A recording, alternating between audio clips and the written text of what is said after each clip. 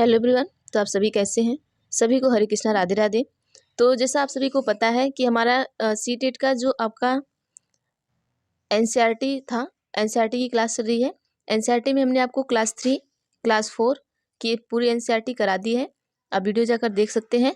और ये क्लास 5 की एनसीईआरटी चल रही है।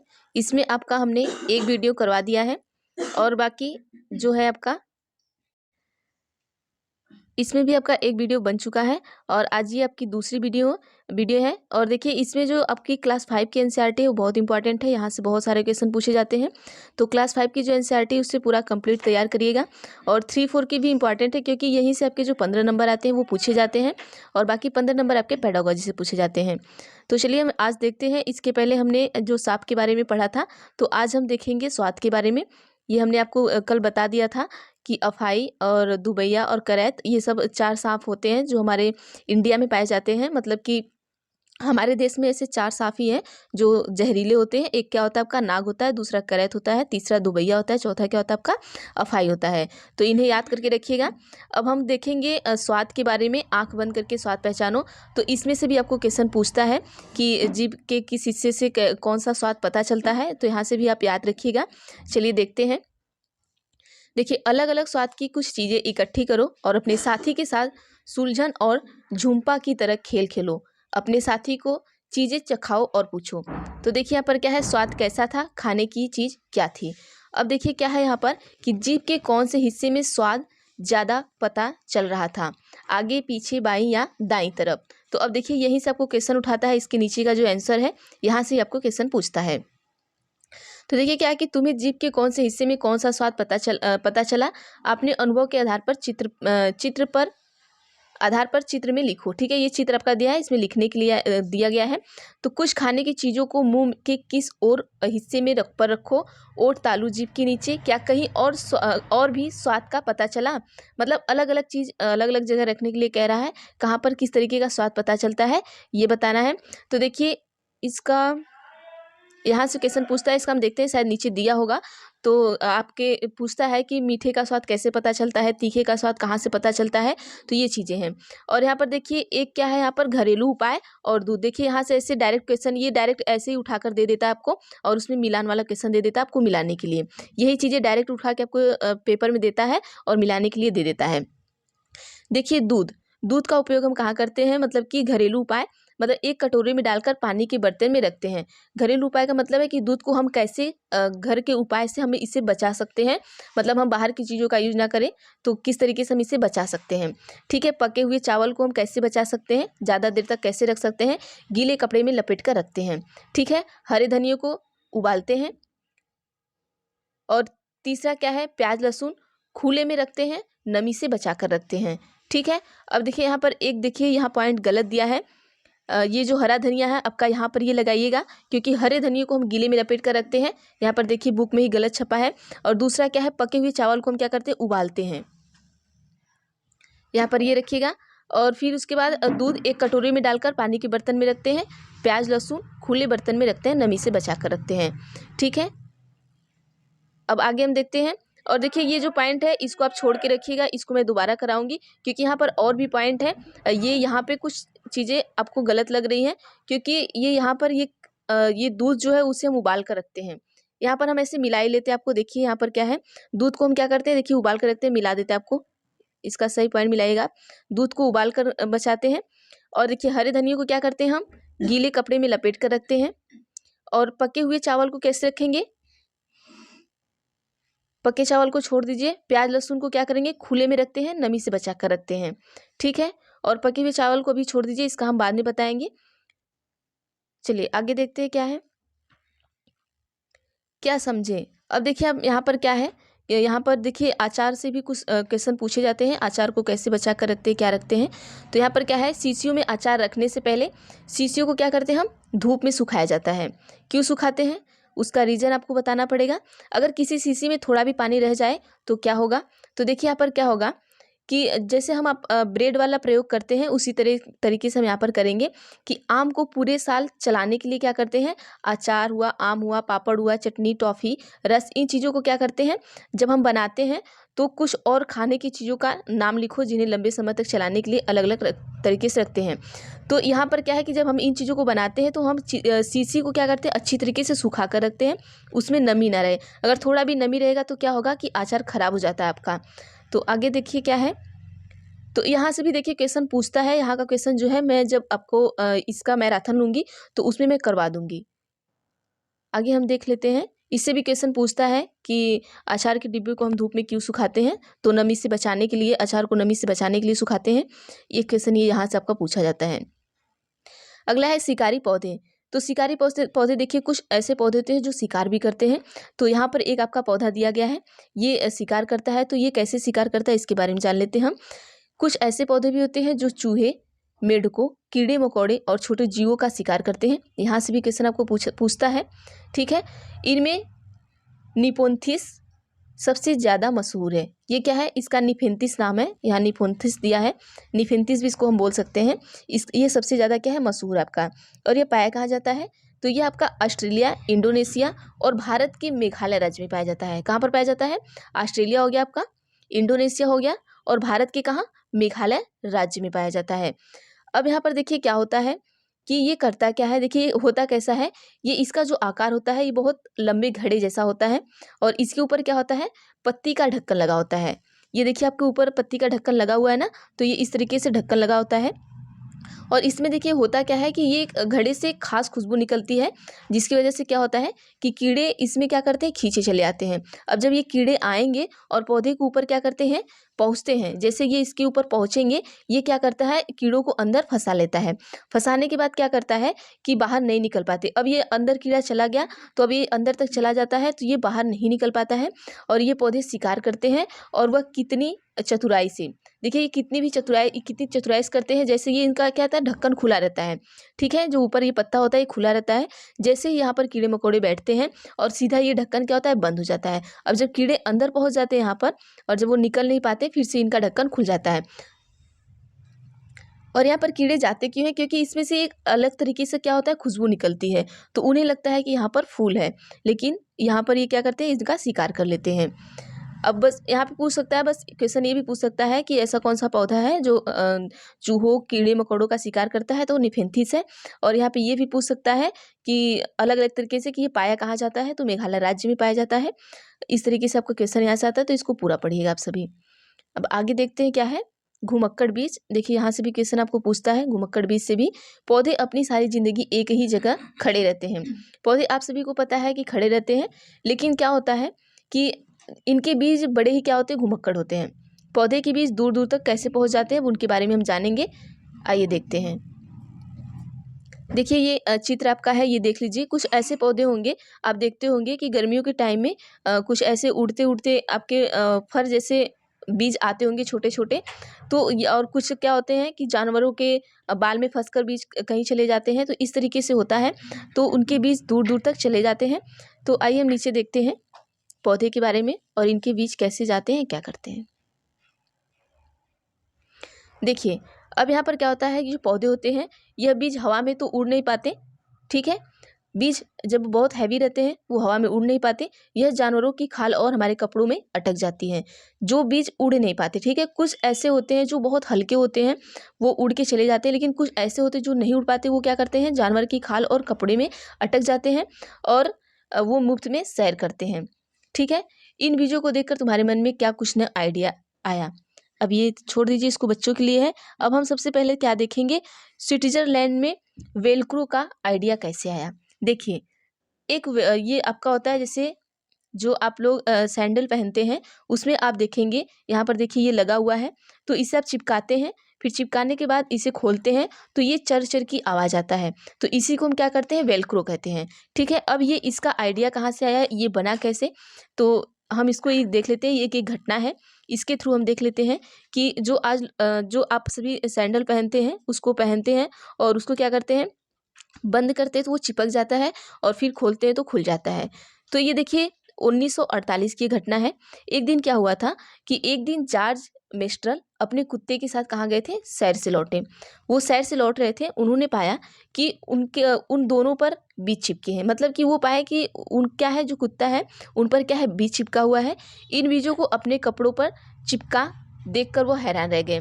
मतलब कि देखिए उनके कुत्ते पर भी चिपका हुआ था बीज और उनके पर भी चिपका था, तो वो बहुत हैरान हो गए कि ये कैसा बीज है जो मेरे ऊपर भी चिपका है और मेरे कुत्ते के ऊपर भी चिपका है। फिर वहाँ पर क्या हुआ, झट माइक्रोस्कोप निकाला। अब उन्होंने क्या किया, ये तो वैज्ञानिक थे ही, और वे तुरंत क्या किए, माइक्रोस्कोप निकाले और बीजों को बारीकी से देखने के लिए, बीज को क्या किए, उससे बारीकी से उसके बारे में जानकारी लेने के लिए किए।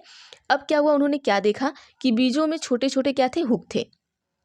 उस बीज में क्या था, हुक था। इनकी मदद से बीज कपड़े के रेशों पर अटक गए थे। ठीक है, अभी हम लोग क्या कहते हैं गांव में, वो जो बीज आता है उसको क्या करते हैं, फेंक के एक दूसरे को मारते हैं, वो कपड़े में अटक जाते हैं और वो चुभता भी है। उसको गांव में बहुत से लोग क्या करते हैं, चोर कहते हैं, चोर बीज कहते हैं गांव में। लेकिन तो इसका नाम क्या है, वेलक्रो नाम है। ठीक है, अब यहाँ पर क्या होता है कि जैसे वो कपड़े में अटक जाते हैं, यह देखकर मिस्टर को क्या आ जाता है, एक आइडिया आ जाता है, और क्या करने का, वेलक्रो बनाने का। वेलक्रो से दोनों तरह चिपक जाती है और खुलने पर चर चर की आवाज़ आती है। जैसे ये सैंडल है, आप बंद करते हैं तो चिपक जाता है, जब खोलते हैं तो कैसी आवाज़ आती है, चर चर की आवाज़ आती है। तुमने बस्ते, कपड़े, जूते, पट्टे आदि में इसका इस्तेमाल देखा है। न मज़ेदार किस्सा प्रकृति से प्रेरणा लेने का। अब ये कहता है कि वेलक्रो की खोज किसने की। क्वेश्चन यहाँ से वो पूछता है कि वेलक्रो की खोज किसने की, तो जॉर्ज मिस्ट्रल ने की। फिर ये भी पूछ सकता है, जो आपके जूते, चप्पल या कपड़े से चर चर की आवाज़ निकलती है खोलने पर, तो वो कौन से बीज से बना हुआ है या किस चीज़ से बना हुआ होता है, तो उसका नाम क्या होता है, तो आप कह सकते हैं वेलक्रो। ठीक है, अब आगे ये देखते हैं क्या है हमारा। अब देखिए, जानना चाहते हो कौन कहाँ से आया है। देखिए यहाँ से भी क्वेश्चन पूछता है आपको कि आलू कहाँ से आया, मिर्ची कहाँ से आया, और आपका चाय कहाँ से आया। तो ये जो कहानी है, मतलब ये जो आपका पोयम है, ये याद कर लीजिएगा। ये यहीं से आपको जितने भी कौन कहाँ से आया क्वेश्चन है, मटर कहाँ से आया, पत्ता गोभी कहाँ से आया, वो आपको सारा क्वेश्चन यहीं से मिल जाएगा। तो चलिए हम इसको पढ़ लेते हैं। आलू मिर्ची चाय जी। तो देखिए क्या है यहाँ पर कि आलू मिर्ची चाय जी कौन कहाँ से आए जी। 7 समुंदर पार से, दुनिया के बाजार से, व्यापार से, उपहार से, जंग लड़ाई मार से। अब देखिए ये पूछ रहा है कि कौन कहाँ से आया है। अब यहाँ पर बताएगा, यहाँ पर बताता है कि हर रास्ते से आए जी आलू मिर्ची चाय जी। दक्षिण अमेरिकी मिर्ची रानी, मसालों की है पटरानी। मतलब आपकी दक्षिण अमेरिका से कौन आया, मिर्ची आई है, और मिर्ची क्या है, मसालों की पटरानी है। मूंगफली, आलू, अमरूद धूम मचाते करते उछल कूद। 7 टमाटर आए जी आलू मिर्ची चाय जी। अब देखिए यहाँ पर फिर आपको भिंडी पूछता है, भिंडी कहाँ से आई है, तो भिंडी है अफ्रीका की, भूरी भूरी कॉफ़ी भी। भिंडी कहाँ से आपकी आई है, अफ्रीका से आई है। अब आगे देखते हैं क्या है। नक्शे में यूरोप किधर।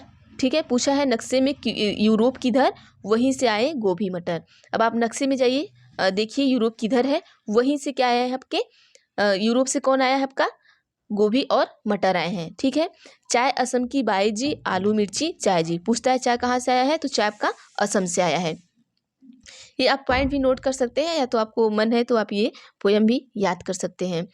चलिए चीन से सोयाबीन, सोयाबीन कहाँ से आई है, चीन से आई है।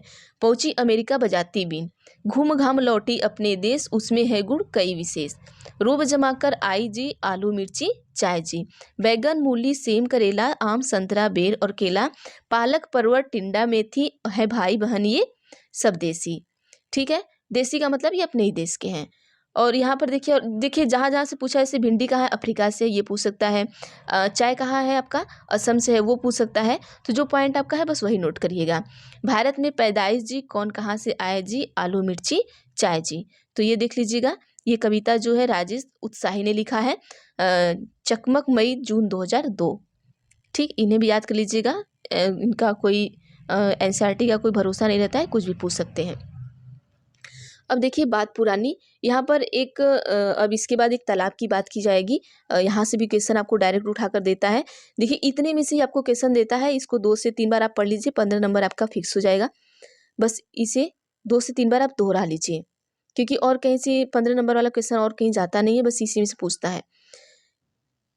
चलिए, यह है 650 साल पुराना घड़ीसर, घड़ सीसर। ठीक है, घड़ी सीसर। अब देखिए यहाँ पर आपको घड़ी सीसर का मतलब भी पूछ सकता है एग्जाम में। तो सर का मतलब क्या होता है, तालाब। इसे जैसमल के राजा घड़सी ने लोगों के साथ मिलकर बनवाया। मतलब घड़सी राजा का नाम है, सर मतलब तालाब। ठीक है, इन दोनों तरफ से पक्के घाट, सजे हुए बरामदे, कमरे, बड़े हॉल और न जाने क्या क्या था। वहाँ लोग मिलते जुलते थे, जलसे होते थे और गाने बजाने का प्रोग्राम भी होता था। इसके घाट पर बनाए गए स्कूल में आसपास के बच्चे पढ़ने आते थे। सभी इस बात का ध्यान रखते थे कि तालाब गंदा ना हो और सफाई में भी हाथ बटाते थे। अब देखिए जो तालाब है, एक क्वेश्चन आपको वहीं से मिल गया कि सर का मतलब क्या होता है, ये भी पूछ सकता है। तो सर का मतलब तालाब होता है। और घड़ीसर इसका नाम क्यों पड़ा, क्योंकि वहाँ के राजा कौन थे, घड़ीसर थे, तो इसके लिए उसका नाम क्या पड़ गया, घड़ीसर पड़ गया। अब यहाँ पर देखिए, अब आगे क्या है कि मीलों तक फैले ये तालाब जो है, कितना फैला है, मीलों तक है। मीलों तक फैले इस घड़ीसर में बारिश का पानी इकट्ठा होता था। तालाब इस तरह बनाया गया था कि जब देखिए इस तरीके से यहाँ तालाब बनाया गया था कि जब पानी से भर जाता था तो बाकी पानी बहकर नीचे बने हुए तालाब में चला जाता था। जब भी लबलबा भर जाता तो पानी तीसरे तालाब में चला जाता और इस तरह 9 तालाब एक दूसरे के आपस में जुड़े थे। पूरे साल पानी की कोई परेशानी नहीं होती। देखिए यहाँ पर क्या था, इस तरीके का ये क्या था, मीलों तक फैला था और यहाँ पर 9 तालाब बना था। इस तरीके से बना था, 1 2 3 4 इस तरीके से। अब जैसे इसमें पानी जा रहा है, अब ये तालाब पूरी तरीके से भर गया है, तो अब फिर ट्रांसफ़र होकर दूसरे तालाब में, तीसरे तालाब में, चौथे तालाब में, ऐसे जाके पूरे 9 तालाब में पानी वहाँ पर भर जाता था। मतलब एक दूसरे से एक तालाब भर गया, फिर उसी से दूसरा तालाब भरता था, तीसरा, इस तरीके से ये भरता था। यहाँ पे 9 तालाब बनाए गए थे। ये भी पूछ सकता है कितने तालाब थे वहाँ पर, तो 9 तालाब थे। पर आज घड़ीसर जैसे उजड़ सा गया है। मतलब अब आज इस टाइम क्या है, ये जो घड़ीसर है उजड़ सा गया है। 9 तालाबों के रास्ते में मकान और कॉलोनियाँ बन गई हैं। अब जो तालाब है उसको सब क्या किए हैं, उसको बंद कर दिए हैं और वहाँ पे सारे मकान बन गए हैं और क्या बन गई है, कॉलोनियाँ बन गई हैं। यहाँ इकट्ठे होने वाले पानी अब तालाब की तरफ न जाकर बेकार बह जाते हैं। मतलब देखिए ये पानी को बचाने के लिए तालाब बनाया गया था, लेकिन अब क्या हो रहा है कि ये तालाब की तरह न जाकर ये बेकार हो गए हैं। अब हम देखते हैं अब अल-बरूनी। देखिए यहाँ से भी कुछ क्वेश्चन आता है आपको। ये अल-बरूनी कौन है, कहाँ से आया था? तो यहाँ से सबसे ज़्यादा पूछता है कि ये आया कहाँ से था और किस लिए आया था। ठीक है, तो देखिए जो ये अल-बरूनी है, अल-बरूनी की एक नज़र है। देखिए 1000 से भी ज़्यादा साल पहले एक यात्री भारत आए। मतलब ये भारत के नहीं थे। ठीक है, इनका नाम था अल-बिरूनी। अल-बिरूनी जिस देश से आए थे उसे आज उज़्बेकिस्तान कहते हैं। तो पूछ सकता है अल-बिरूनी कहाँ से आए थे, तो अल-बिरूनी ये आपके उज़्बेकिस्तान से आए थे। अल-बिरूनी ने बहुत ही बारीकी से चीज़ों और जगहों को देखा। मतलब ये भारत आए तो ये क्या किए, बहुत सी जगह गए और चीज़ों को क्या किए, बहुत बारीकी से देखे और उनके बारे में ये क्या किए, लिखे भी। मतलब ये भारत में आए और भारत में बहुत सी चीज़ों को देखे और लिखे। ख़ास तौर से वे क्या किए कि जो उन्हें अपने देश से अलग लगी। जैसे वो उज़्बेकिस्तान से आए तो उन्हें भारत में जो अपने देश से अलग लगा वो भारत के बारे में वो एक लिखते गए। ठीक है, अब क्या हुआ कि अल-बिरूनी उस समय के तालाबों के बारे में क्या लिखते हैं। मतलब जब उस समय का तालाब था तो उज़्बेकिस्तान में इस तरीके का सीन उनको नहीं दिखा, तो उन्हें भारत में दिखा, तो उन्होंने उस तालाब के बारे में बहुत अच्छी अच्छी चीज़ें लिखी हैं। तो अब आइए देखते हैं क्या लिखे उन्होंने। उन्होंने लिखा कि यहाँ के लोग तालाब बनाने में तो माहिर हैं। कौन लिखा, जो उज़्बेकिस्तान से कौन आए थे, अल-बिरूनी। देखिए मैं ये नाम बार बार इसलिए बोल रही हूँ ताकि आपको नाम याद हो जाए और ये कहाँ से आए थे ये भी आपको याद हो जाए। ठीक है, तो ये कहते हैं कि यहाँ के लोग तालाब बनाने में क्या है, तालाब बनाने में तो माहिर हैं। अगर हमारे देश के लोग इन्हें देखेंगे तो हैरान ही रह जाएंगे। ये अपने देश के भी बारे में लिखते हैं कि जो इंडिया के लोग हैं वो तालाब बनाने में बहुत माहिर हैं। अगर हमारे उज़्बेकिस्तान वाले देखेंगे तो क्या होंगे, बहुत हैरान हो जाएंगे। बहुत बड़े बड़े भारी पत्थरों के, लोहे के कुंडों और सरियों से जोड़कर तालाब के चारों तरफ चबूतरे बनाए जाते हैं। इन चबूतरों के बीच में ऊपर से नीचे जाती हुई सीढ़ियों की लंबी कतारें होती हैं। लोगों के उतरने चढ़ने के रास्ते अलग अलग होते हैं। यहाँ कभी भीड़ लगने की परेशानी नहीं होती। तो ये देखिए भारत के तालाब के बारे में लिखे हैं कौन, उज़्बेकिस्तान के अल-बिरूनी। ठीक है, इन्हें याद रखिएगा, ऐसे क्वेश्चन आता है। आज इतिहास में पढ़ने वाले लोगों को अल-बिरूनी की किताबों से उस ज़माने के बारे में बहुत कुछ पता चलता है। मतलब ये जो चीज़ें लिख के गए हैं, तो आज हम अगर अल-बिरूनी की किताबें पढ़ें तो हमें अपने भारत देश के बारे में बहुत कुछ चीज़ें पता चल जाएंगी। यह डाक टिकट 1973 में छपी थी, जब उनके जन्म के 1000 साल पूरे हुए थे। तो यहाँ तो डाक टिकट दिख नहीं रहा है, तो छोड़ दीजिए इसको। आगे हम देखते हैं, जरा सोचो। अब देखिए थोड़ा ये जोधपुर के बारे में हम देख लेते हैं, बावड़ियों के बारे में। ठीक है, देखिए 1986 में जोधपुर और आसपास के इलाकों में जब सूखा पड़ा था, तब भूली बिसरी बावड़ियों को एक बार फिर से याद किया गया। जो बावड़ियाँ होती हैं मतलब जिसमें पानी भरे जाते थे, जब सूखा पड़ा तो लोगों को फिर से वो बावड़ियाँ क्या हुई, याद आई और मोहल्ले के लोगों ने मिलजुल कर बावड़ी में 200 ट्रक से भी ज़्यादा कूड़ा निकाला। तो क्वेश्चन यहाँ से ये पूछता है, आपको लगेगा कि इसमें क्या ही क्वेश्चन पूछेगा, लेकिन क्वेश्चन यही पूछ देता है कि जब जोधपुर के लोगों को बावड़ियों की याद आई तो उन्होंने बावड़ियों में से कितने ट्रक कूड़ा निकाला, तो 200 ट्रक से ज़्यादा भी कूड़ा निकाले।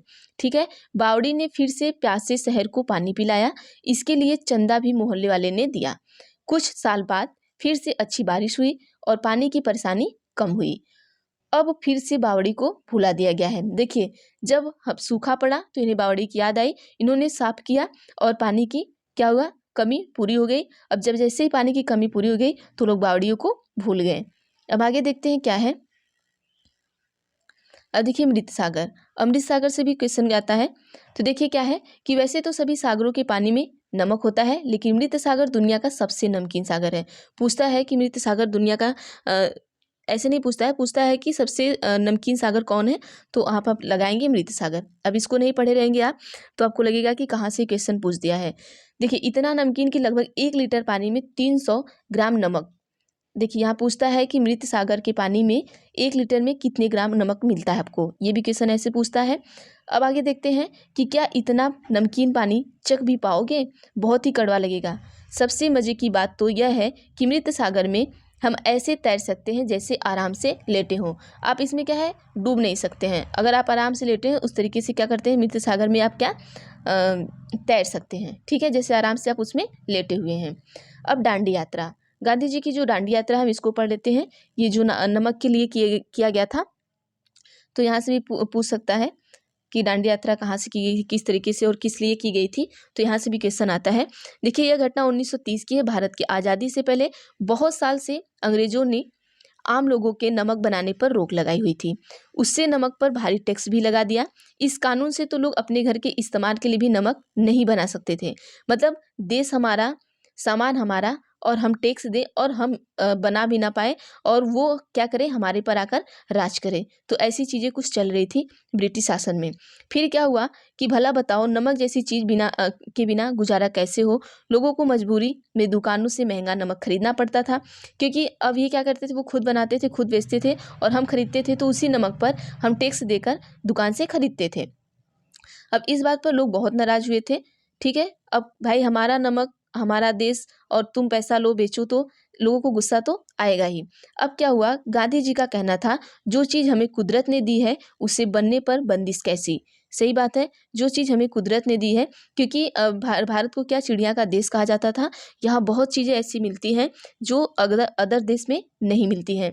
तो यहाँ पर क्या उन्होंने लोगों के साथ मिलकर अहमदाबाद से, देखिए पॉइंट यहाँ से आपका शुरू होता है कि अहमदाबाद से दांडी के समुद्र तक एक लंबी यात्रा की। ठीक है, यहाँ पूछ सकता है कहाँ से उन्होंने दांडी यात्रा शुरू की, तो अहमदाबाद से शुरू की। ठीक है, इस गलत कानून को उन्होंने क्या किया, तोड़ा। जानते हो नमक कैसे बनाया जाता है, समुद्र के पानी को जमीन पर क्यारियों में भर दिया जाता है। ये पॉइंट याद करिएगा, यहाँ से क्वेश्चन पूछेगा। तेज धूप में पानी सूख जाता है और नमक के ढेर वहीं रह जाते हैं। तो इस तरीके से नमक बनाया जाता है। तो देखिए यहाँ से आप इतना पॉइंट को नोट करिएगा, याद कर लीजिएगा। चलिए आगे देखते हैं क्या है। अब देखिए मलेरिया के बारे में कुछ देख लेते हैं। देखिए एक तरीके का ये रिपोर्ट दिखाया गया है बच्चों के लिए, आप भी देख सकते हैं कि क्लिनिक विकृति रिपोर्ट कैसे आता है। आपका केंद्रीय सरकार स्वास्थ्य योजना, सेंट्रल गवर्नमेंट हेल्थ स्कीम। तो यहाँ पर क्या है, खून के जांच की ये रिपोर्ट दी गई है। अब मलेरिया की दवाई क्या है, तो हमें बस यही पढ़ना है कि मलेरिया की दवाई बहुत पुराने समय से सिनकोना पेड़ की छाल से बनाई जाती है। किसके, सिनकोना। पूछता है कि मलेरिया की दवाई किससे बनाई जाती है, तो सिनकोना पेड़ के छाल से बनाई जाती है। पहले तो लोग छाल को उबाल कर और छान कर ही इस्तेमाल करते थे, लेकिन अब छाल से दवाई बनाते हैं। पहले क्या करते थे कि इस पेड़ को, सिनकोना पेड़ को लाते थे और उसे क्या करते थे, छीलते थे और उसे उबाल कर पीते थे, लेकिन अब इसी छाल से दवाई भी बनाई जा रही है। अब आगे हम देखते हैं क्या है। देखिए दिल्ली के स्कूल में अनीमिया के कारण परेशानी। अब यहाँ पर दिल्ली के स्कूल में 2007 में एक बार हुआ था ये प्रकोप, तो उसको देख लेते हैं कि 17 नवंबर 2007 में दिल्ली नगर निगम के बहुत स्कूलों में हजारों बच्चे एनीमिया का शिकार हैं। इसमें बच्चों का शारीरिक और दिमागी तंदुरुस्ती पर असर होता है। इस कारण बच्चे ठीक से नहीं पढ़ पाते, उनमें फुर्ती भी कम होती है, जो कुछ पढ़ाया जाता है उसे समझने में भी परेशानी होती है। आजकल इन बच्चों में हेल्थ कार्ड बन रहे हैं, मतलब जो आजकल के स्कूल के बच्चे हैं उनके लिए क्या बनते हैं, हेल्थ कार्ड बनते हैं और उनकी जांच भी चल रही है। अनियमित बच्चों को आयरन की दवा दी जाती है। तो क्वेश्चन बस आपका यहाँ से बनता है कि जो अनीमिया से ग्रस्त बच्चा होता है उसे कौन सी दवा दी जाती है। तो अनियमित बच्चों को आयरन मतलब लोहे की आयरन मतलब क्या होता है, आपका लोहा होता है, उसकी दवाई दी जाती है। तो यहाँ से एक पॉइंट आप याद रखिएगा। और ये भी पूछ सकता है कि दिल्ली के स्कूल में ये महामारी जो थी, ये एनीमिया था, वो कब फैला था। तो 17 नवंबर 2007। ठीक है, इसको भी याद रखिएगा। अब आगे देख सकते हैं, ये भी मच्छर है, मच्छर का दावत। तो यहाँ पर क्या है कि आप मच्छरों को दावत दे रहे हैं। तो अगर आप दे रहे हैं तो देखिए किस तरीके से दे रहे हैं, ये है। तो आपको सावधान रहना है। अब कैसे सावधान रहना है उसके बारे में हम पढ़ लेते हैं। जैसे मलेरिया हो गया, डेंगू हो गया, चिकनगुनिया हो सकता है। ठीक है, आसपास पानी इकट्ठा जमा न होने दे, गड्ढे को भर दे। अगर आपके आसपास गड्ढा है तो उसे भर दे। पानी के बर्तन, टंकी, कूलर को साफ रखें। हर हफ्ते उसे क्या करें, आप सुखाएं। मच्छरदानी का इस्तेमाल करें आप सभी। गड्ढों में भरे पानी में मिट्टी का तेल छिड़कें। जैसे कोई गड्ढा है आपके घर और वहाँ पे बहुत सारा पानी भरा है, तो वो पॉसिबल नहीं है कि हम सुखा पाएँ, तो उसमें क्या करेंगे, मिट्टी का तेल डालते हैं। जब मिट्टी का तेल डालते हैं वहाँ मच्छर पनपते नहीं हैं, क्योंकि जैसे उनका जो वो प्रजनन की प्रक्रिया होती है वहाँ पे वो हो नहीं पाती है, तो इस तरीके से मच्छर बढ़ते नहीं हैं और वो पानी पर बैठते हैं तो वो फिसल जाते हैं। अब आगे क्या है, मच्छर के पेट में, इनकी भी एक कहानी है, तो इनको भी हम पढ़ लेते हैं। देखिए, मच्छर के पेट की कहानी, वैज्ञानिक की जुबानी। यह मजेदार किस्सा आज से लगभग 100 साल पहले का है। कितने साल पहले का है, 100 साल पहले का है। एक वैज्ञानिक ने यह पता लगाया कि मलेरिया मच्छर से फैलता है। चलो उससे ही सुनते हैं कि वे इस बारे में क्या कहते हैं। अब उनसे ही सुनते हैं कि ये कहते क्या हैं। ये वैज्ञानिक हैं, इनका नाम क्या है, रोनाल्ड रॉग। अब लेकिन देखिए यहाँ पर क्या है कि मेरे पिता भारतीय थल सेना में जनरल थे। ये कहते हैं, मैंने डॉक्टरी की पढ़ाई की, लेकिन मेरी दिलचस्पी कहाँ थी, कहानी पढ़ने, कविता लिखने, संगीत और ड्रामे में थी। खाली समय में यही सब करता था। तो इनका नाम क्या है, रोनाल्ड रॉस है। और ये क्वेश्चन क्या पूछता है कि मच्छरों के पेट में ताक झाक करने वाले वैज्ञानिक का नाम क्या है। तो क्या है, रोनाल्ड रॉस है। ठीक है, अब देखिए इनका, रोनाल्ड रॉस जी का ये पूरा ताक झाक कर रहे हैं, तो इसे ही पढ़ लेते हैं, ये लास्ट है। अब फिर उसके बाद आपका ये ख़त्म हो जाएगा। फिर हम आपको एक दिन आपका, जब आपका एग्ज़ाम नज़दीक आएगा तो उसके बाद मैं 15 दिसंबर या इसके बाद मैं आपको एक मैराथन ले लूँगी, जिसमें ये मैं सारा इंक्लूड करके क्वेश्चन कैसे आता है उसको भी मैं आपको दे दूँगी। देखिए, उस समय मलेरिया में बहुत जाने जाती थी। उस टाइम जब रोनाल्ड रॉस ने ये चीज़ें की, तो उस टाइम क्या था, मलेरिया से बहुत जाने जाती थी। यह बीमारी ज़्यादा बारिश और दलदल वाले इलाकों में पाई जाती थी। कुछ लोगों का सोचना था कि गंदगी में कुछ जहरीली गैस होती होंगी जिससे यह बीमारी फैलती है। एक डॉक्टर ने मलेरिया के मरीज के खून में माइक्रोस्कोप से बहुत छोटे-छोटे बारीक जीवाणु देखे थे, लेकिन यह समझ में नहीं आ रहा था कि जीवाणु जो थे वो खून से कैसे पहुँचते होंगे, मतलब वो खून में कैसे पहुँचते हैं, इनको समझ में नहीं आ रहा था। फिर मेरे विज्ञान के गुरु ने अंदाज़ा लगाया और कहा, मुझे लगता है कि शायद मलेरिया मच्छर से फैलता है। ठीक है, इनको लगा कि मलेरिया क्या है, मच्छर से फैलता है। इसकी जांच करने के लिए मैं रात दिन मच्छर के पीछे पड़ गया। मतलब ये जो रोनाल्ड रॉस थे, ये क्या किए, ये मच्छर के पीछे ही पड़ गए इसकी जांच करने के लिए। अब देखिए ये ना, तभी तो इनका नाम पड़ा कि मच्छर के पेट में झांकने वाले। अब इसमें क्या है कि हम एक एक मच्छर के पीछे बोतल लेके दौड़ते, फिर मलेरिया के मरीज को मच्छरदानी में बिठाकर उन मच्छरों को दावत देते। तो देखिए, मतलब मरीज को क्या करते हैं, मच्छरदानी में बैठाते और उन मच्छरों को उसमें छोड़ देते थे कि वो उन्हें काटे, और एक मच्छर को अपना खून चूसने के लिए मरीज को एक आना मिलता। मतलब कि ये पैसे भी देते थे कि अगर एक मच्छर से आप अपना खून चुसवाएंगे तो आपको हम एक आना देंगे। मुझे सिकंदराबाद के अस्पताल के वे दिन हमेशा याद रहेंगे। मच्छर को काट कर खोलना और उसके पेट के अंदर ताक झाक, क्या अब इसके ये क्या करते थे, उसके पेट के अंदर ताक झाक भी करते थे। एक बार मैं भी मलेरिया का शिकार हो गया। माइक्रोस्कोप पर झुककर बारीकियां देखते शाम तक आंख जैसे धुंधला सी हो जाती थी, गर्दन अकड़ जाती थी। इतनी गर्मी थी कि पंखा भी नहीं झेल सकते थे, क्योंकि हवा से मच्छर उड़ जाते और माइक्रोस्कोप में हम सब करने के बावजूद कुछ हाथ नहीं लगा। मतलब क्या होता है कि इतनी गर्मी रहती थी कि जैसे ये क्या करते थे, पंखा चालू करते थे, मच्छर उड़ जाते थे, तो ये माइक्रोस्कोप में इनको पता ही नहीं चलता था। अब क्या हुआ, एक दिन क्या हुआ इनकी किस्मत में, देखिए एक दिन किस्मत मेहरबान हो गई। हमने कुछ मच्छर पकड़े जो देखने में थोड़े अलग थे। इनका रंग भूरा था और पंख छींटेदार थे। इनके पंख कैसे थे? छींटेदार थे। आप कभी मच्छर देखते होंगे, उनके पंख पर ऐसे ऐसे बूंद बूंद पड़ा रहता होगा, ठीक है। वो क्या थे? छींटेदार थे। उसने एक मच्छर के पेट में देखते देखते कुछ काला काला सा दिखा। इनको क्या हुआ? कुछ काला काला सा दिखा। गौर करने पर पता चला कि वे छोटे छोटे जीवाणु बिल्कुल वैसे ही थे जैसे हमने मलेरिया के मरीजों के खून में देखे थे। मतलब जैसे उन्होंने उनके जो मच्छर देखे, जैसा जीवाणु उसमें था, सेम वो मलेरिया वाले ब्लड में भी था। तो उसी से हमें यह सबूत मिल पाया कि मच्छर से ही मलेरिया फैलता है। तभी इन्हें पता चला कि ये मच्छर ही अपना अटैक करते हैं, तभी हमें मलेरिया फैलता है।